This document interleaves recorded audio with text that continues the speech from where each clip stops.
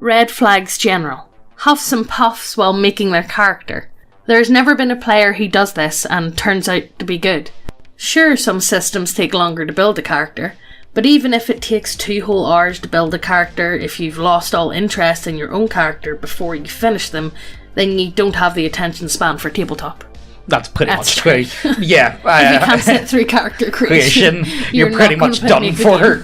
Yeah, you may as well just give up there and then. No, for me, I don't really, well, I've never really came across someone that complains during character creation. No. I don't think I have. However, I have came across people that are like, you know, they play halfway through one session and they get like 3 shit rolls back to back and it's like, can I make my character, please? Yeah. It's like it's a roll of dice, mate. I know. You don't always get good results, you know? GM tries to convince me, before a game starts, that my Casanova swashbuckler knows how to perform abortions. I don't know if that's based or not. GM shoehorns a normal 14-year-old girl into our party. She's the sister of a PC. Not based. Not based.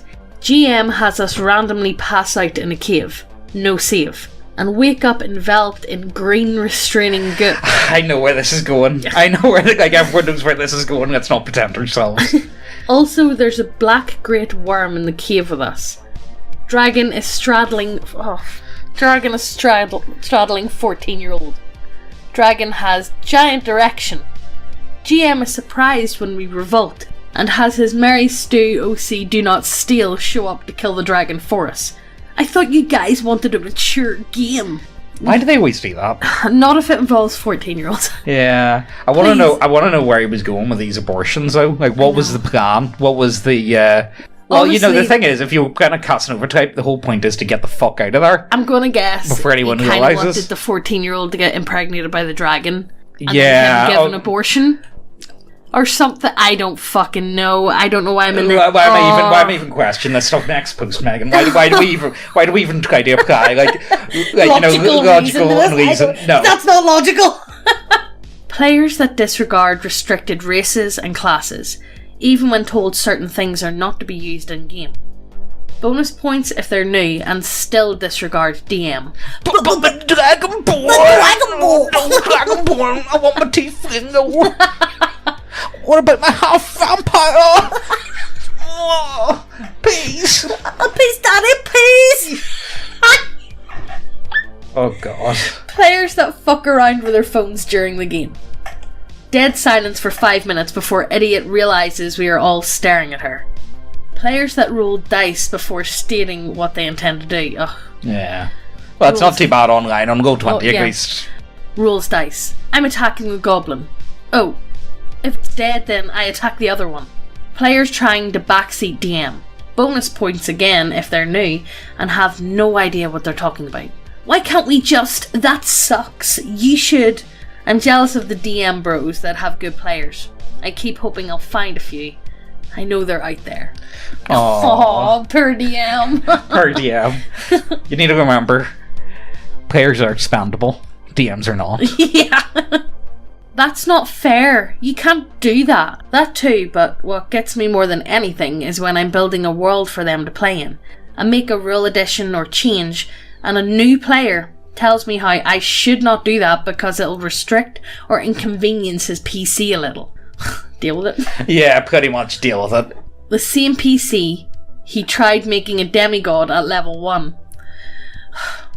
With an Asmar that wasn't even allowed in the first place, with armour and weapons way beyond his pay grade.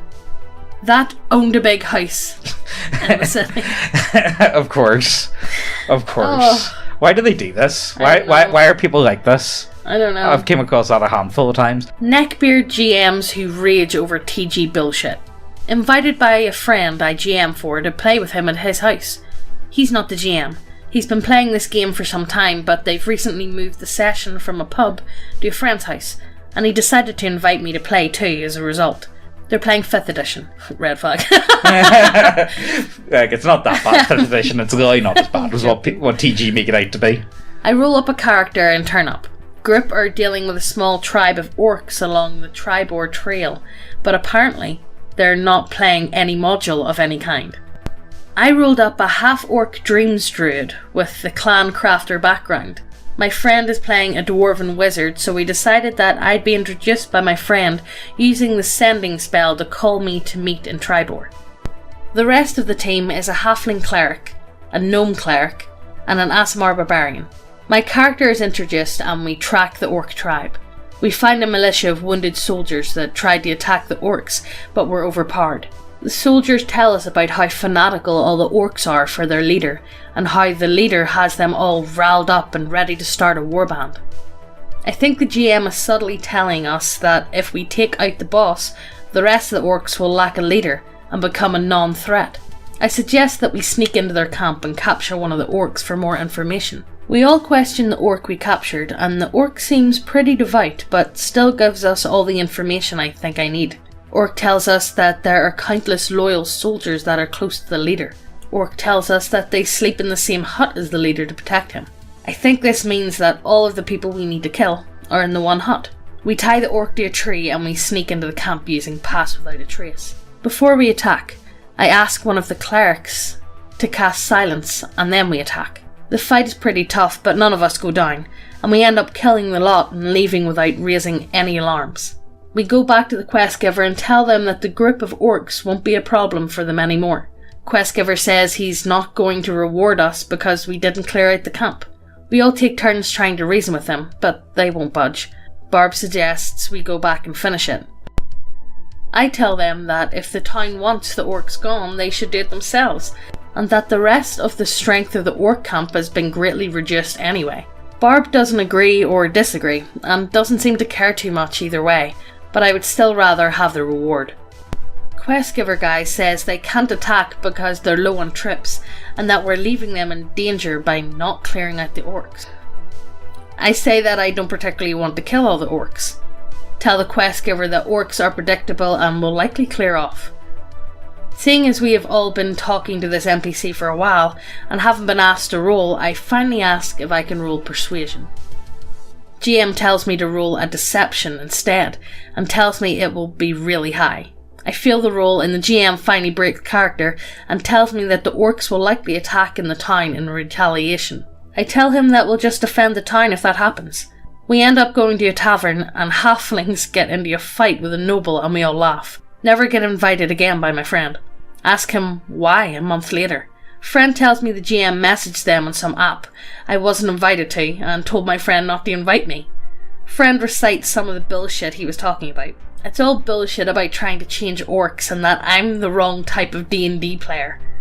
According to my friend, the GM later basically had them repeat the same mission because the orcs decided to raid the town caverns. I don't see what was wrong with what they done. Yeah, I don't really see much of an issue. Like, don't get me wrong, orcs they do rely on a strong leader. Once you break the leader, they do tend to break the morale quite easily, and then they're very easily fight amongst themselves. Yeah. So I don't really see much of an issue there. They'd probably kill most of each other out anyway, trying to fight over who's going to be the next leader. I mean, if you really wanted to, I suppose you could kill everyone else in the tent, so they would be the next in line. Oh, did they? Yeah. Well, then what the fuck's this DM garden about them? I know, they kill all the big boys. But then again, when it comes to, I think a lot of the time, whenever it comes to NPC quest givers, would you really be that shocked for a quest giver to end up shafting you? No. I know people garn about that all the time. They're like, oh, but you said you would give us that. It's like, yeah, but people are dickheads. Yeah. Like IRL, but I don't know if you can translate that well into tabletop games and it still comes across fine. Yeah. As far as I'm concerned, he seems to be lucky he wasn't invited back, so, Yeah, it seems like the DM was just being difficult for the sake of being difficult. It's not the worst, though. Pretty mild, but you got out of it, so good on you. Here's my Tiefling Bard's 10-page backstory. I mean, that's not the worst. Okay, yeah, it is pretty bad. James. However, at least he's writing a backstory. Well, better than me, a blurb. Okay, I admit, guys, I write a blurb at best. Alright? I kind of have a good idea of oh yeah, they did this and they did that, but it's not really enlightened. Most of the time it's 2 paragraphs. Don't judge me too harshly, guys, okay? Not reading the rules despite having played for weeks or months. I mean, you pick up on it easily enough. Hey, I'm running X. X being anything than fantasy dungeon crawling in D&D. You in? Not that bad. Yeah. I don't mind dungeon crawlers. GM doesn't tell anything about coming adventure. Your character turns out useless. I mean, like, at least get an idea of where it's set. Yeah. I steal from / attack party. Like, what the fuck? No thanks. That's just annoying, but to be honest with you, and why is it always a rogue? It is always... Oh, look, I've been playing a rogue for a long time now. I haven't stolen anything from party members, just saying. That we know of. That we know of. I actually haven't, though. And I haven't attacked party members as well. I think I've been a quite well-behaved goblin. You have. Red flags for DM, in my opinion. Anime, anything. Talks about anime. Look, you guys know our opinions on that matter, so let's just skip on, will we? Any memes or pop culture references in-game, especially early in the game. Even subtle ones, or lots of meme lingo out of game. Okay, I'm guilty of that. I did play the North FC meme for a while, and I really enjoyed him, and I didn't even feel bad, and I was very in your face with it. Yeah, you were. Mix of vagueness and confidence when briefing about the campaign. No specific guidelines for character creation. You can be anything as long as you justify it with a bullshit background. I think that's we actually suffer from that at the minute. Yeah. But Spelljammer, open universe, Pronouns field in character application. I'm not going to get into that. Keep going. Disregarding age of players when choosing applications. Disregarding grammar mistakes of players when choosing applications. Assumes long backgrounds are better. Compliments applications on length. Campaign described as being long-term, epic, or other epic. It's epic adventure, guys. Or other exceptions of longevity. I mean, I don't mind a long game. A long game's pretty good. Yeah, I don't mind a long game. A long game's fine. Hey guys, do you like models in your tabletop role-playing games? 'Cause we do too. Do you like having big bitty waifus on your table? 'Cause we do too. We got human biddies, we got lizard biddies, we got orc biddies, oni biddies, cat bussies. We've got everything you want at neckbeardia.co.uk. Check the links down below, it helps us out a lot. Sorry for interrupting the video, let's get on with the story. I've been waiting for this thread. One very valuable lesson in D&D. Never play with strangers. Oh, I'm fucked then. I don't know. For the I think it's been 2 years since I've played a game with IRL friends. Yeah. Like people I've known beforehand. Friend DMs but allows 3 strangers in. We're all new besides the DM and 2 out of 3 strangers. The new player that I'll call X is fine, just uninterested due to Y and Z. Y is supposedly a super experienced DM. Z is transgender, also has tons of experience. Both Y and Z made a matching Clash Tower race team. Z calls Y Lord. Y does a Twilight Cleric. Wields 2 martial weapons plus shield. Self-reported ability scores, near 100 total. When everyone else rolled on Discord, unlimited spell slot / resources, 3 to 5 actions a turn, spellcast attack with both weapons with ability mod to both, Twilight Channel, and Disengage. Started game with magic weapons.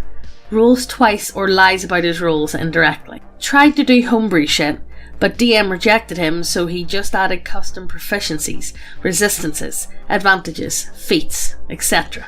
Late for every session he was in and joined last moment. His cheating is bullshit, but the way he plays is even worse. Clearly has already read the module, flirts with Z, cringe as fuck. Yes. Rushes to speak to NPCs but never talks to any player unless he's trying to diminish / control them. Metagames to be in every place at once.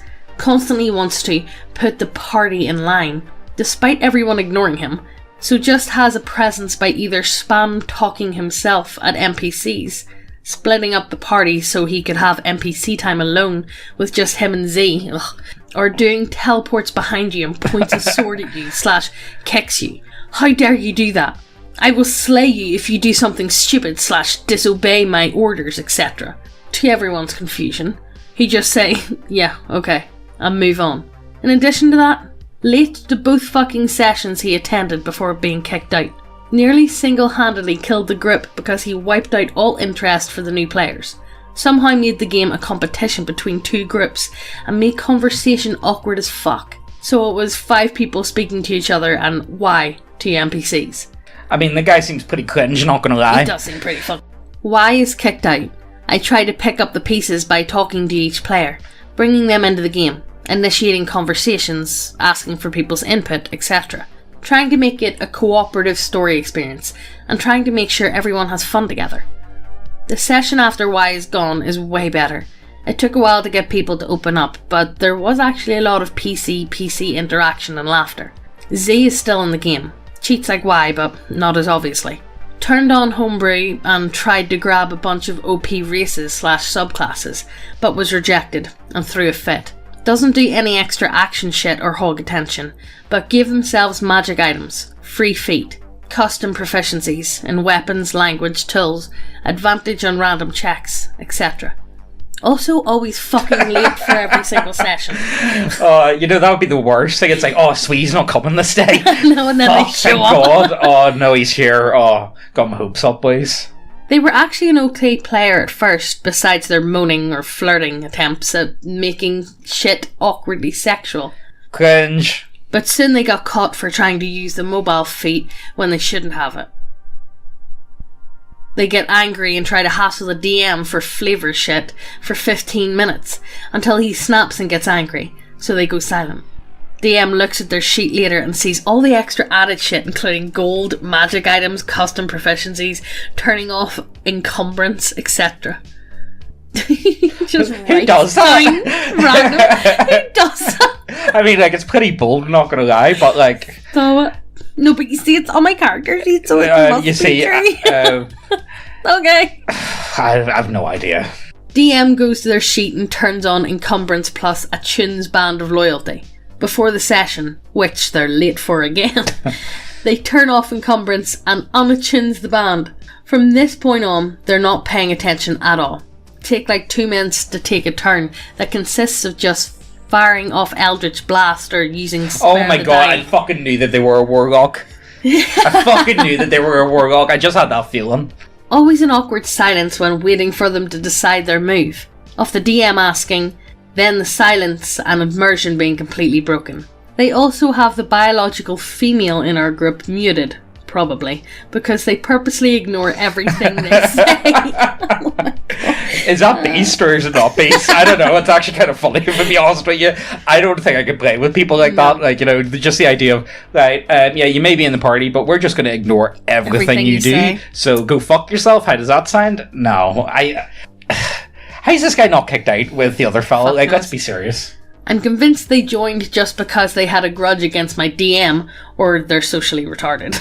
I think a bit of both. Both, I'm going to argue. But the thing is, were they not mates with each other? They were strangers. But if one of them gets kicked out, and then the other guy, would he not just go with them then? You would think. Unless they were all strangers. No. I don't know. I don't know. There's one more part to this.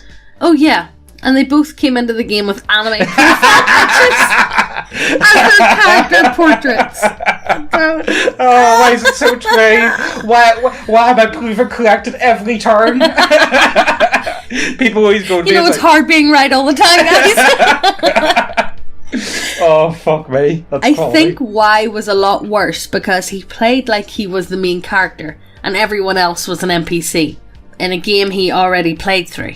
Zed tried to latch onto someone else when Y was gone, but I don't think anyone accepted, so they're just here to waste everyone's time subtly. Oh yeah, and that time when all the PCs were sleeping, Zed wanted to do encode thoughts plus Clash Tower's mind link to turn other PCs into slaves. Why? DM refused. Anyhow, more shit comes to mind, but this is already 3 posts. The only reason why Zed is still in the game is because of surrounding friendships regarding the Discord channel, but they'll probably be gone by the next session. More than likely, it sounds like it. I don't know how the fuck you play with that. I have no idea. I don't even know where to start with that. But I will point out why we always collect when it comes to, I'm sure, don't get me wrong, Guardbros loves anime. And I love Guardbros. Guardbros a cool guy. Guardbros a bro. And Guardbros wears fucking anime t-shirts of Sailor Moon on a daily basis. And kilts. Yeah. So, Yes. whenever I slag off anime, don't be thinking I'm trying to have a go at you. Yeah. I'm not trying to be oh, you're gay, you're cringe because you like anime. No, it's whenever people like this try to infuse it or into every aspect of everything. Do you get what I'm trying to say, guys? And I'm really not trying to be like mean or malicious. And I think a lot of people do think I am like that when we talk about anime, but I hope that clears anything up. Let's keep going, will we? Reminds me of this story I read in a TG thread. Playing D&D. Take a small break so everyone can use restroom and stretch out their legs. The couple must have double-clicked mute because it went mute, then unmute. Then they started fucking. Steadily louder moans for 3 to 4 minutes until the DM came back and told them their mic was on. I'm pretty sure everyone was listening in without saying anything. You were listening in without saying anything? Look, all I'm saying is... At least it would be pretty fucking awkward to say. That would be hyper awkward. Oh, guys, Psst. we can hear you. We can hear you, guys. Can you stop that? Where's the poking stick? That's what you need, a poking stick. Look, all I'm saying is, at least they kept their ERP out of game. Yeah. Or at least attempted to, even if they did turn into Dark Side Phil. Yes. You know, look, I can't get upset. Like, you know, this is an honest mistake. It's just awkward and embarrassing. It's kind of like that one we did, was it 2 videos ago, where your guy had that fetish for anime girls with their tits falling out? Yeah. It's like, you know, honest mistake, I suppose. So, guys, what would your red flags be? For me, I'm going to put it out there. I'm going to say anime profile pictures is one for me. Furry profile pictures. Yeah, no, that's all you actually. Yeah, be honest with you. See if you see that, just leave it. Just don't bother. Be like guys, like, you know that's Homer. No, not Homer. It was Abraham or Abe Simpson, where he walks in the front door and then walks straight back out. Yeah, that's pretty much what I would go for. What would your one be, Megan? If you had to pick, pretty much the same. Yeah. Anime, definitely, and furry, definitely. And if the DM starts to act as if it's DMV. Oh, yeah. DMV players. Yeah. I hate that. I know. Hate that. I get it, like, you know, if people want to do that, but, like, the thing is, if the DM wants to do that, it's like, well, just, like, boys, how about this? Locks fall on your head, go fuck yourself. Yeah. And there's not really much else you can do after that, you know, so I don't really get the whole concept that well, but, like, you always leave your own red flags down like, below. You know, if it's anything you have came across, they're like, oh, I just know this is going to be a shit show, boys. I just know it. It's coming. It's not going to be fun. It's not going to be good. Let's just get out now before we can. Or do we address the problem? I don't know. And while you're down there, check out the links to the website. Check out the models, the t-shirts, all the subclasses that we'll have on there. Oh, yeah. We actually got a new class. We got the Edgy Rogue, which is slightly overpowered, but it's kind of meant to be overpowered. Yeah. Pretty much think of the archetype of teleports behind you, nothing personal, kid, the subclass. Well, go check them out, hit subscribe, and hit the notification bell so you get notified every time we post, and we'll see you in the next video. Bye!